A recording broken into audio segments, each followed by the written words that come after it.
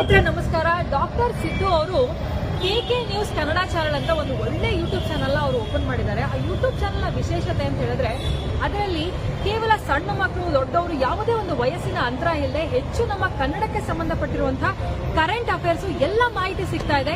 ದಯವಿಟ್ಟು ಹೆಚ್ಚಿನ ಸಂಖ್ಯೆಯಲ್ಲಿ, ಅದರಲ್ಲೂ ನನ್ನ ಯುವ ಸ್ನೇಹಿತರು ಹೆಚ್ಚಿನ ಸಂಖ್ಯೆಯಲ್ಲಿ ಯೂಟ್ಯೂಬ್ ಚಾನೆಲ್ ನ ಸಬ್ಸ್ಕ್ರೈಬ್ ಆಗಿ ಫಾಲೋ ಮಾಡಿ ಹೆಚ್ಚು ಕನ್ನಡ ಪರ ಜ್ಞಾನವನ್ನ ಬೆಳೆಸ್ಕೊಳ್ಳಿ ಅಂತ ಹೇಳೋದಕ್ಕೆ ಇಷ್ಟಪಡ್ತೀನಿ. ನಾನು ನಿಮ್ಮ ನಿರೂಪಕಿ.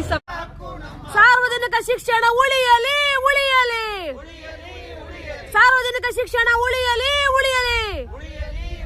ಸರ್ಕಾರಿ ಶಾಲೆಗಳನ್ನು ಕೊಲ್ಲುವ KPS ಮ್ಯಾಗ್ನೆಟ್ ಬೇಡವೇ ಬೇಡ ಬೇಡವೇ ಬೇಡ.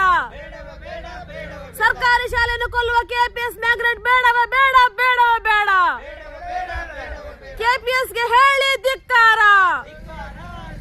ಬೇಕೇ ಬೇಕು, ಬೇಕೇ ಬೇಕು. ಸರ್ಕಾರಿ ಶಾಲೆ ನಮ್ಮ ಹಕ್ಕು, ನಮ್ಮ ಹಕ್ಕು. ಸರ್ಕಾರಿ ಶಾಲೆಗಳನ್ನು ರಕ್ಷಿಸಿ ರಕ್ಷಿಸಿ.